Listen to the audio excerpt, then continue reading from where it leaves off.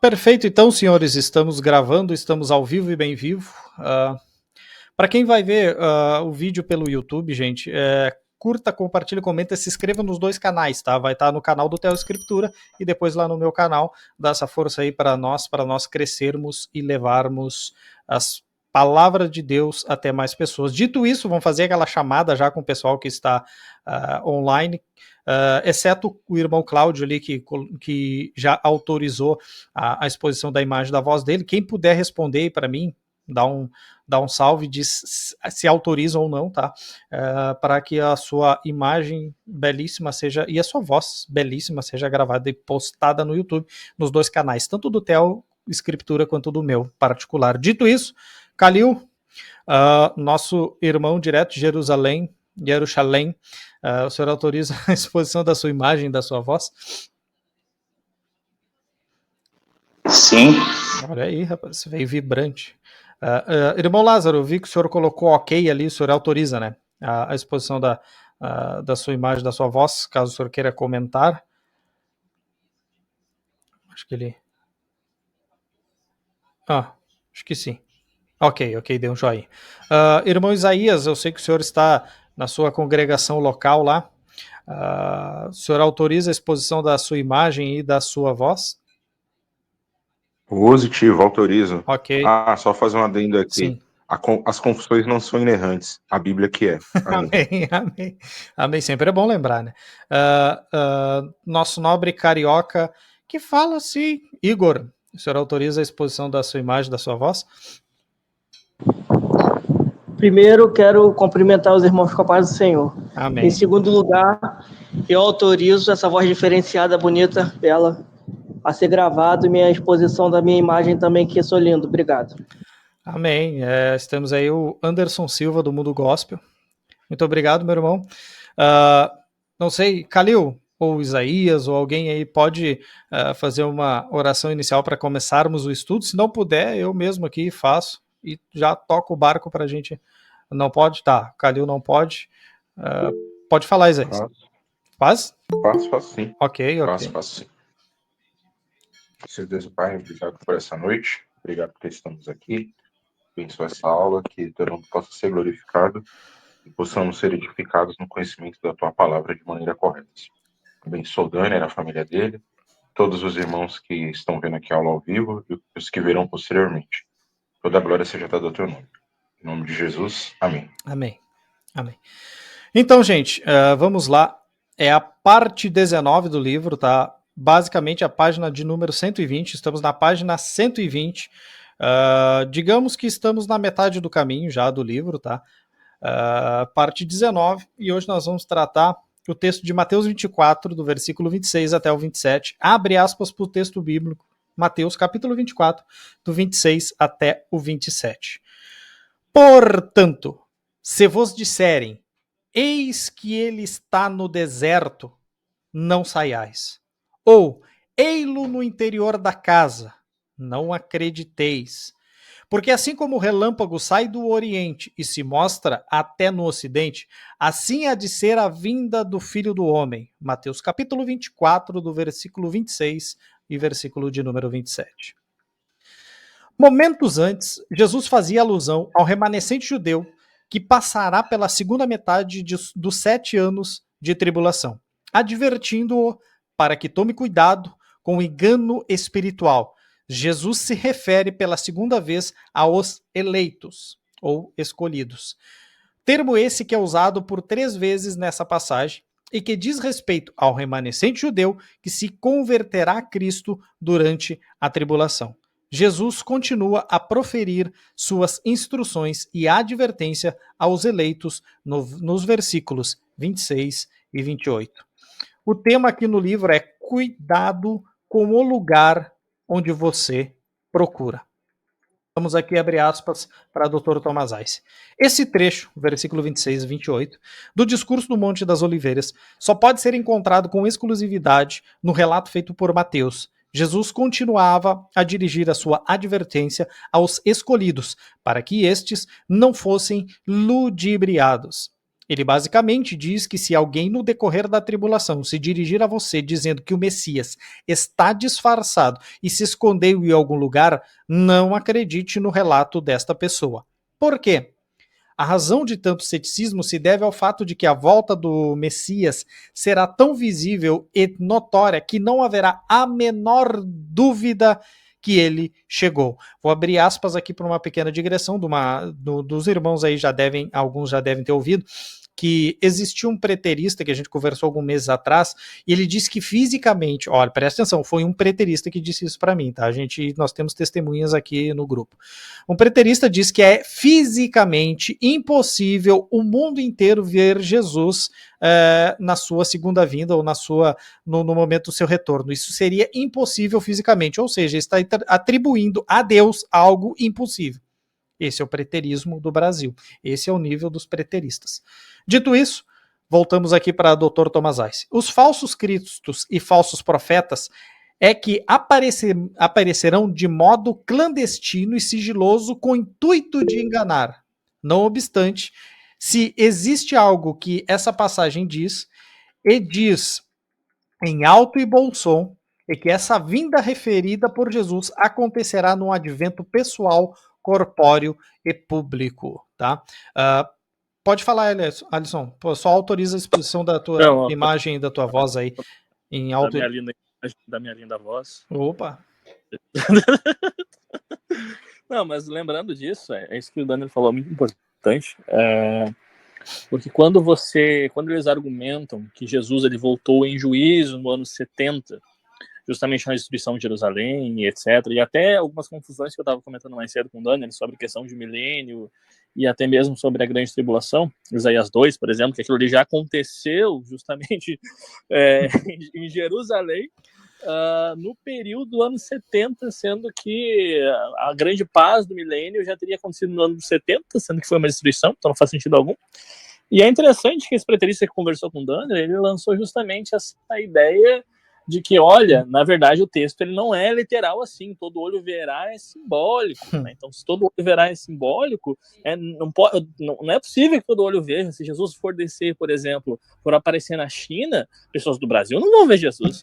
E é interessante que eu até falei para ele, cara, pergunta para ele como que alguém que andou sobre as águas, que não obedeceu nenhuma lei física, ressuscitou dentre os mortos, transformou água em vinho, como que alguém que multiplicou pães e peixes não poderá dar um jeito dentro da sua divindade, sendo Jesus o Deus Todo-Poderoso, o Criador dos céus e a terra, de aparecer de forma visível e clara para toda a terra. Ou seja, ele está assumindo que Jesus não é Deus, Jesus é Deus, não é o Deus Todo-Poderoso, e aí ele virou um testemunho de Jeová, e que Jesus ele está limitado às condições físicas dentro da sua carne. Logo, ele, enquanto ali Jesus ressurreto, não pode, de uma forma milagrosa, aparecer para todos na sua volta. Isso é um cúmulo do absurdo. Então, como o Caril já vem falando, esses caras, eles são hereges, gente. Esses caras, eles, na verdade, não são cristãos, eles não são irmãos de Cristo, porque eles falam um absurdo desse que claramente está negando a divindade de Cristo. Sim. Era isso. Amém. Exatamente, gente. Esse é o perigo do preterismo, tá? Eles se apresentam como ortodoxos, como o resolvedor de problemas escatológicos, eles têm toda a ciência, todo o conhecimento, e negam, por exemplo, que Deus pode fazer algo. Jesus não pode aparecer para todo mundo, é impossível, tá? É impossível que Deus apareça para todo mundo. Cristo Jesus não pode aparecer porque as leis da física limitam o criador da lei da física. Mas, enfim, esse é o preterismo. Dito isso, voltamos à leitura aqui. É interessante, gente, salientar que a interpretação preterista desta passagem, no que se refere ao modo pelo qual Cristo voltará, é muito próxima daquela com a qual os eleitos deveriam tomar cuidado, segundo a própria advertência de Jesus. Se quiser ver um modelo de obscurecimento e prática sofista, observe estes dois exemplos. O Dr. Kenneth Gentry Jr.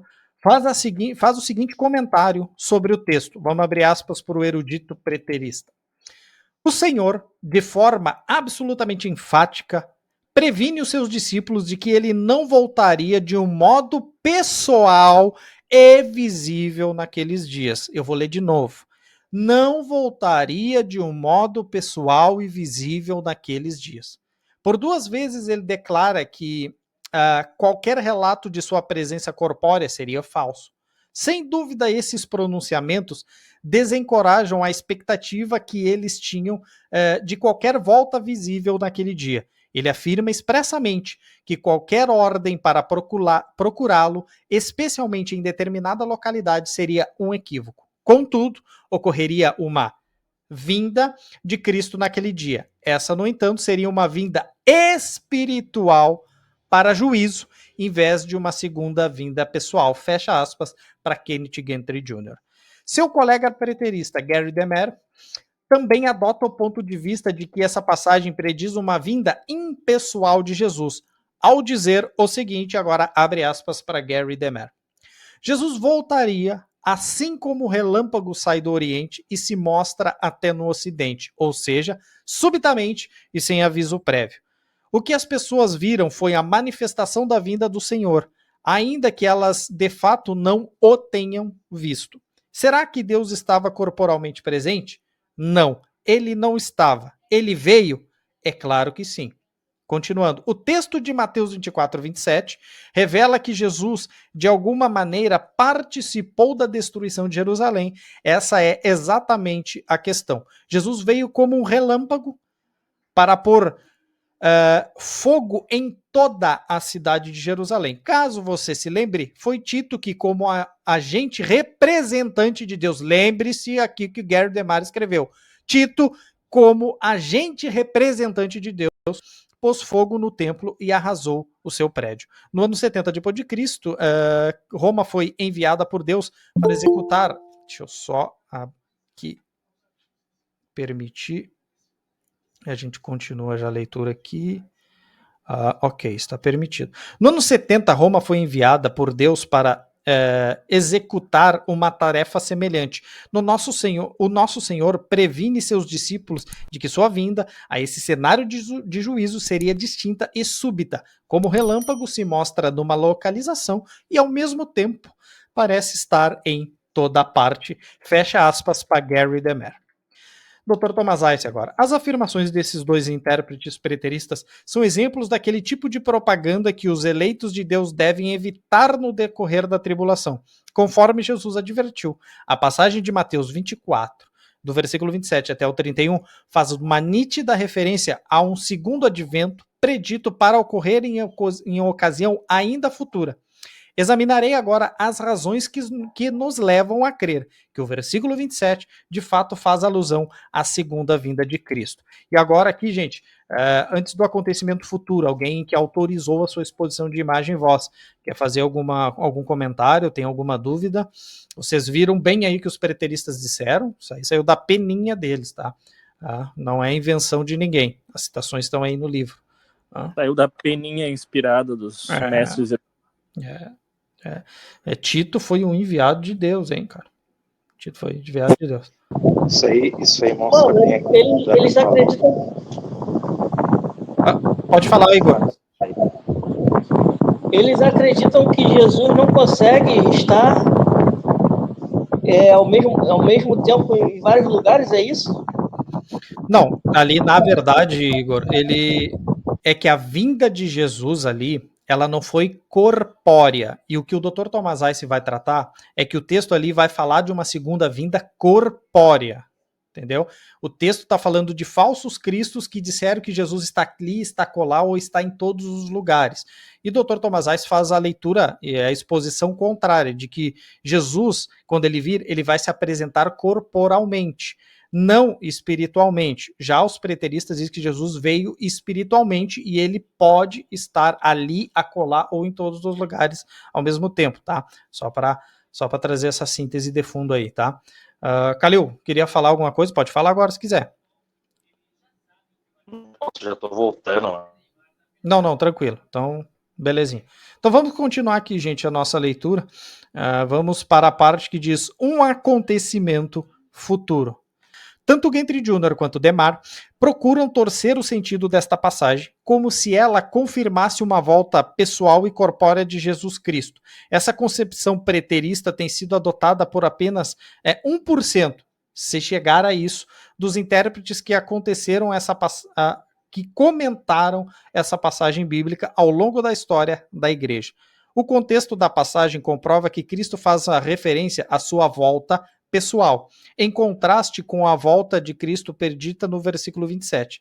Então, os falsos cristos e falsos profetas preditos no versículo 23 e 24, os quais, sem dúvida, são pessoas que podem ser fisicamente vistas, a volta de Cristo já se contrapõe, seria melhor aqui a tradução do livro.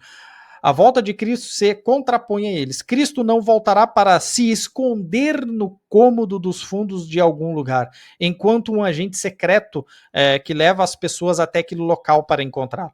Pelo contrário, a volta de Cristo será pública e evidente a todos. Fato esse que não se encaixa na concepção de uma vinda em juízo, que é o que é ensinado pelos preteristas, tá? Por intermédio do exército romano. A despeito do que as outras passagens bíblicas possam ensinar em outros contextos, o contexto de Mateus 24 só respalda a concepção de uma volta pessoal de Jesus, que tem de ser a futura segunda vinda. No versículo 27, Jesus compara sua vinda especialmente com a queda de um raio. Concordo com Demer quando ele diz que na figura usada por Jesus está incluso uma ideia de presteza ou rapidez. Contudo, visto que a tônica do texto, no versículo 26, é se ele aparecerá secretamente, por exemplo, no interior de uma casa, ou publicamente, como um relâmpago. Isso, obviamente, aponta para uma ênfase do aparecimento, ou no aparecimento. Além do mais, a palavra grega traduzida por se mostra tem o sentido de aparecer, tornar visível ou revelar.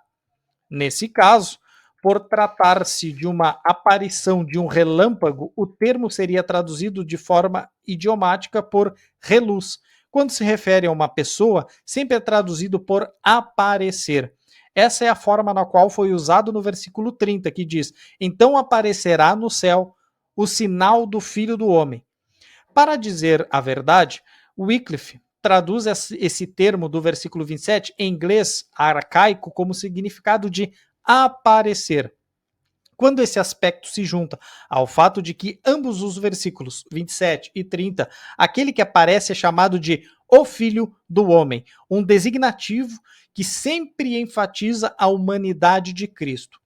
A conclusão óbvia é a de que Cristo anuncia nessa aparição sua volta pessoal e corpórea. Até os preteristas concordam que ele não voltou de forma pessoal e corpórea no ano 70. Se o texto pretendia falar de uma volta invisível, por intermédio do exército romano, a divindade de Cristo teria sido enfatizada e não a sua humanidade.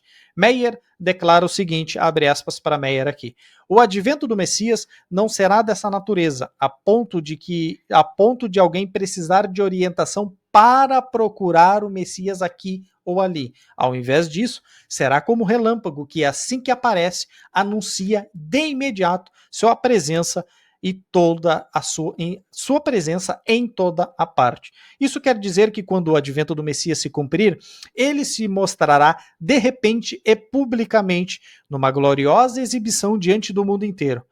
Ebrard está errado em supor que o ponto de comparação se encontra apenas no fator circunstancial de que o acontecimento seria repentino e sem aviso prévio. Isso certamente não tenderia a demonstrar Jesus como realmente pretendia demonstrar. Essa afirmação, eis que ele está no deserto, é um pretexto injustificável, e fecha aspas aqui para Meyer, fazendo essa pequena refutação a esse ponto de vista de que Jesus voltaria espiritualmente. Voltando aqui para o Dr. Thomas Ice, em todo o seu esforço para dizer a razão pela qual a vinda do Filho do Homem, predita em Mateus 24, 27, não é uma vinda de Cristo literal, Gentry falha em não informar aos seus leitores que a palavra grega parousia é usada nesse versículo. Das 4 vezes que a palavra parousia ocorre em Mateus 24, Gentry admite 3 3 delas se referem à segunda vinda de Cristo, ainda por acontecer no futuro. Interessante isso, só uma pequena digressão aqui, gente. Interessante que os preteristas, eles fazem isso, eles selecionam as palavras e como usam as palavras. Veja que 3 usos, um próprio preterista, como Gentry Jr., diz que se refere à segunda vinda física e literal. Só naquele contexto ali se remete a espiritual. Baseado em qual padrão exegético? Absolutamente nenhum. Somente tentar encaixar a escatologia dele. Dito isso, voltamos à leitura aqui. O dicionário léxico da língua grega, conhecido como BEG, organizado por Bauer, Andit e Grinch, daí a sigla BEG, declara que o termo parousia significa presença, vinda, advento de Cristo. E quase sempre diz respeito a seu segundo advento, ou seu advento messiânico em glória, para julgar o mundo no final desta era. O BEG, que é o dicionário já supracitado, cita todas as 4 ocorrências de parousia em Mateus 24 como uma referência ao segundo advento de Cristo. Para falar a verdade, o BEG nem chega a reconhecer o significado proposto por Gentry ou Demer como um dos possíveis significados do termo, que é aquela vinda espiritual em juízo. No caso em questão, parece que a fonte de referência dos preteristas é a sua própria necessidade de inventar. Eu colocaria aqui, no lugar de inventar, a própria necessidade de encaixar a escatologia deles que não bate com o texto. Continuando a leitura. A mãe de todas as obras de estudo de vocábulos da língua grega, o dicionário Kittel, em concordância com o BEG, nos diz que a essência do sentido dessa palavra, no caso parousia, é de estar presente, denota especificamente uma presença ativa, uma aparição.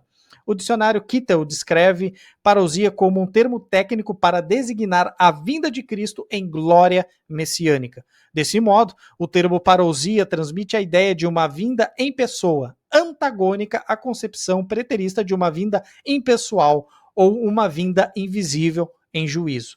O uso que o nosso Senhor fez da palavra parousia implica obrigatoriamente em sua presença pessoal e corpórea. Toussaint apresenta mais argumentos a favor de uma interpretação futurista do termo parousia usado nessa passagem, abre aspas para Toussaint. Que sinal haverá da sua vinda? Mateus 24, 3. O que significa vinda? Do grego, parousia. Esse termo está repleto de significado. É um substantivo que ocorre 4 vezes no Sermão do Monte das Oliveiras. São as únicas ocorrências desse termo no livro de Mateus e são as únicas ocorrências nos evangelhos. A primeira ocorrência se encontra na pergunta levantada pelos discípulos e é muito interessante constatar que as 3 ocorrências restantes se encontram em cláusulas idênticas. Assim há de ser a vinda do Filho do Homem.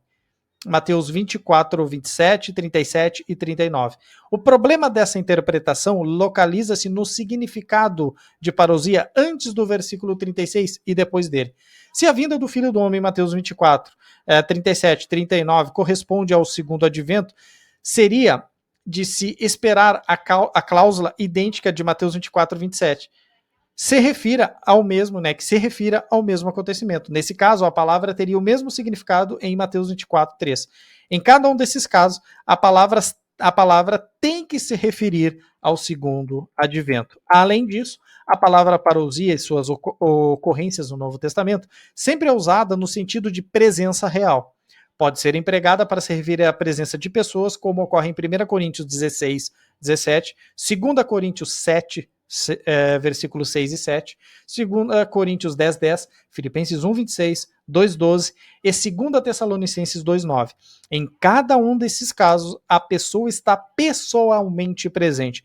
Em todos os outros casos, o termo parousia é usado em referência à presença do Senhor na sua segunda vinda. Confira 1 Coríntios 15, 23, 1 Tessalonicenses 2, 19, 3, 13, 4:15, 5:23, 2 Tessalonicenses 2, 1 e 8, Tiago 5, versículo 7, versículo 9, 2 Pedro 1, 16, 3, 4 e 12, 1 João 2, 28. As únicas ocorrências da palavra parousia nos evangelhos estão em Mateus 24 e tudo leva a crer que elas também se referem à volta de Cristo, ainda por acontecer no futuro, fecha aspas, para Dr. Toussaint.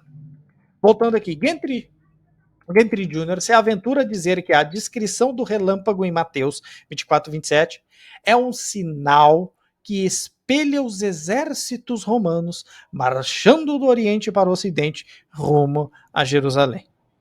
Vocês prestaram bem atenção? O relâmpago não é o filho do homem vindo. É o sinal que espelha os exércitos romanos marchando do Oriente para o Ocidente rumo a Jerusalém.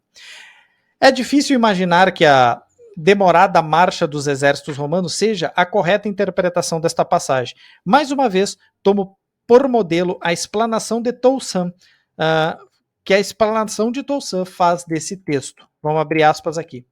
Então, o que o texto de Mateus 24, 27 está dizendo? Diz apenas que as pessoas não deveriam se deixar enganar por falsos mestres e por messias impostores, que fazem seus clamores enganosos e de algum deserto ou do interior de algum santuário secreto. Referência ao versículo 24 e ao versículo 26. Eles podem até mesmo incrementar suas pretensões pela realização de milagres fantásticos. Aí Mateus 24, 24. O motivo pelo qual os discípulos do Senhor não deveriam se deixar seduzir fundamenta-se no fato de que a vinda do Senhor será tão espetacular que ninguém deixará de vê-la. Será como um raio reluzente que risca o céu de uma extremidade à outra do horizonte. Essa é a razão pela qual o Senhor usou advérbios gregos correlativos, hosper ou hotos, assim como, assim também. Ele estava simplesmente usando uma analogia ou uma comparação.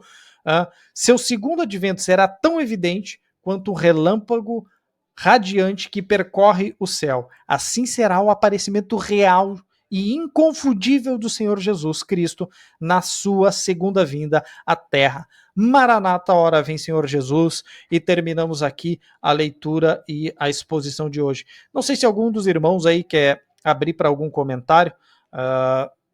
Vocês viram a interpretação preterista, vocês viram que não faz o menor sentido com a descrição e o correlato e o comparativo do relâmpago, né?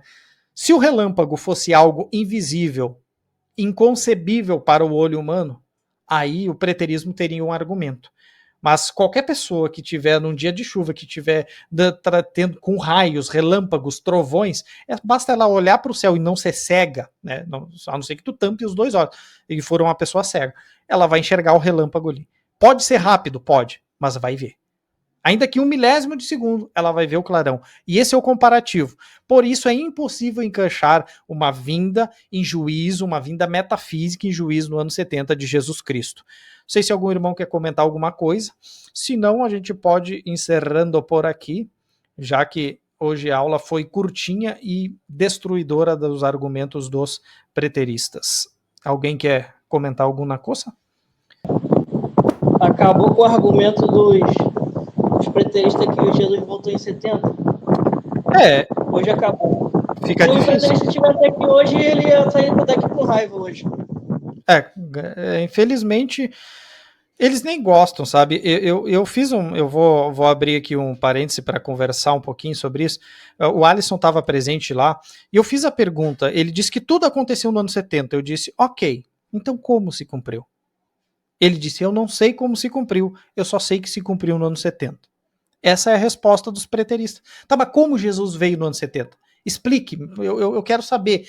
Pegue os textos e compare os textos com o relato. Pode pegar os relatos históricos até de Flávio José e tudo mais, eles negam a historicidade, eles dizem que não precisa da história, mas dizem que se cumpriu no ano 70. Ou seja, eles não sabem como interpretar, não sabem como explicar e ainda negam o fator histórico, dizendo que não tem como a gente saber e que o fator histórico não influencia em nada, como se as profecias bíblicas fossem algo totalmente contrário ao cumprimento histórico. Ou seja, quando a Bíblia profetizou que o Messias viria, ele veio, mas não pode ser aferido pela historicidade. Só pode ser crido pela fé que a Bíblia diz que o Messias já veio. Vocês entenderam o nível de loucura? Eles não sabem explicar e negam a historicidade. Aí quando eles são apertados mais um pouquinho, aí eles correm pela Flávio Josefo. Não, mas peraí, Flávio Josefo disse isso aqui se cumpriu no ano 70. Esses são os preteristas brasileiros. Pode falar, Alisson. Eu tava na conversa que eu tava contando com você, eu falei justamente isso. quando você olha e questiona eles, principalmente porque a maioria, se não todos talvez, dos preteristas parciais ou absolutos, eles são pós-milenistas. Sim. Então, quando você questiona, por exemplo, que a história, obviamente, ela demonstra que a igreja ela não está vivendo um período de avanço, de paz e prosperidade, mas sim que a igreja ela é perseguida, eles dizem, não, mas você não pode fazer teologia de jornal. Você não pode fazer teologia baseada em notícias. Não é porque teve a Primeira Guerra, a Segunda Guerra, que não estamos vivendo num período de paz. Eu prefiro confiar no que a Bíblia diz. Então não podemos abraçar... Eu prefiro abraçar a promessa, assim como Abraão, do que abraçar o que os jornais estão dizendo. Aí, tudo bem, beleza. Tá? Quer ser um solo escritura fechado, sem nenhuma consciência da realidade? Que seja um burro com um cabresto justamente na cara, que não enxerga nada. Mas aí quando você questiona eles assim, tá, mas como é que Jesus voltou nos 70 e como é que você tem certeza que a destruição de Jerusalém confirma justamente uma grande tribulação? Ah, se você olhar em Flávio Josefo e na história, tá lá. Não, você não pode utilizar a história para confirmar que o pós-milenismo é um lixo que não existe, mas você pode utilizar da história de Flávio Josefo, que é a Bíblia dos preteristas, para confirmar que Jesus veio em juízo no ano 70. Então, assim, é uma incoerência, assim, ó, tão lixosa. Esse povo é um lixo. Esse povo, na verdade, é um bando de herege safado que não consegue compreender, de fato, a realidade das escrituras. E aí apela para uma realidade imaginativa e incoerente na cabeça deles. Então, todo preterista, como o Calil normalmente afirma, é incoerente. Sim. Então, não existe essa história. É o que eu disse, gente. Quando o calo aperta, aí vale. Entendeu? Eles não têm vergonha nenhuma de serem incoerentes. Na verdade, por conta da cegueira bíblica e a cegueira escatológica deles, eles não conseguem ver a realidade na frente dos olhos deles. Quando eles negam algum tipo de historicidade para comprovar que a Bíblia é verdadeira, entendeu? A Bíblia é a verdade por si só, isso é pressuposto do cristão. Para o não cristão, por exemplo, como é que tu evangeliza uma pessoa que não acredita no somente a Escritura e que as profecias e o que está contido ali na Escritura é verdade? Como é que tu prova, por exemplo, um ateu que as profecias preditas na Escritura são verdade? Sem usar o fator histórico. Tu vai chegar pro ateu e vai dizer assim, ó, ateu, eu tenho fé que isso aqui é verdade. Isso aqui é verdade. Aí o ateu pergunta, ok, me traga a evidência da verdade. Não, a evidência a gente não pode ter. Não, evidência histórica de que Jesus existiu? Não. A gente não pode usar isso aí. A gente acredita pela fé. O ateu vai olhar para ele, vai dar risada na cadeira, vai chamar ele de retardado. É isso que vai acontecer. Eu não estou dizendo que a história é um fundamento da Escritura. Eu estou dizendo que a Escritura, pelo que ela diz e prediz, ela se comprova na história. A história aponta para o que a Escritura disse. Então esse povo, até na apologética deles, se torna manca, tosca. Eles não têm fundamento palpável para o ateu, por exemplo. Eu estou citando o ateu, poderia ser qualquer outro não cristão, por exemplo, ou alguém que crê numa divindade abstrata, ou seja, um politeísta, tanto faz. Como é que tu comprova essas coisas se não se utilizar da arqueologia, da historicidade, das coisas que aconteceram que são palpáveis? Entende? Então eles eliminam o argumento vamos dizer assim, palpável, que é que pode ser utilizado na apologética bíblica. Então esse é o nível dos preteristas, principalmente aqui no Brasil. Eles querem ser somente a Escritura, mas quando a Escritura diz que Jesus vem como um relâmpago que sai do Oriente e vai até o Ocidente, não, isso aí não significa que é visível, significa que é uma vinda em juízo no ano 70. Vocês estão entendendo somente a Escritura? Não é somente a Escritura, é somente alegoria, é somente falácia, é somente mentira. O preterismo, assim como o aliancismo, é o maior câncer dos reformados. O maior câncer que existe na teologia reformada é aliancismo, preterismo e tudo que eles trazem no seu bojo hermenêutico e escatológico. Não sei se alguém quer comentar mais alguma coisa aí. Cara, se tu for por essa linha de raciocínio, tu vai ter problemas com vários textos de Apocalipse. Como é que eles não sabem, cara, interpretar? Tudo bem que Apocalipse é um pouco difícil para eles, né? que é um pouco, assim, uma linguagem, né, mais diferenciada dos outros livros. Mas, cara, não tem como. Tu vai ter muito problema com o milênio, muito problema. Sim. Não, na verdade, eles. Acho que é muita loucura tu pensar como um preterista pensa, é muita loucura. Mas é que assim, ó, o preterismo ele ganha força no meio reformado simplesmente porque tu não precisa pensar. Tu faz uma pergunta para eles, a resposta é a seguinte: aconteceu no ano 70. É muito fácil, gente. Por que o preterismo ganha força? Tudo aconteceu no ano 70, só falta a segunda vinda de Jesus. Só falta a segunda vinda literal. E a cronologia? Eles não seguem a cronologia da Bíblia? Não, mas aí que tá. Eles não acreditam, por exemplo, que o livro do Apocalipse seja cronológico? Eles não acreditam. Fato que não acreditam. Eles são preteristas. Tudo aconteceu no primeiro século. Só falta a segunda vinda. Então, por que o preterismo cresce? Porque a teologia, a escatologia, é a escatologia da preguiça. Tu pergunta para ele, e esse texto como se cumpre? Não sei, se cumpriu no ano 70. E essa profecia como é que se cumpre? Não sei, aconteceu no ano 70. Aqui fala de Jesus vindo, não, mas isso aí aconteceu no ano 70 em juízo. É assim. É uma facilidade ser preterista, porque tudo aconteceu no ano 70. Tu não precisa estudar história. Não precisa acompanhar o relato bíblico se cumprindo ao longo da história. Não, isso aí não. Basta dizer, tudo aconteceu naquela geração. É o mantra deles. Não passará esta geração sem que tudo isso aconteça. Entendeu? É assim. Tudo aconteceu para eles. É fácil ser preterista. Ah, tal coisa quando aconteceu no ano 70. Entendeu? O texto deles é Apocalipse capítulo 1, né?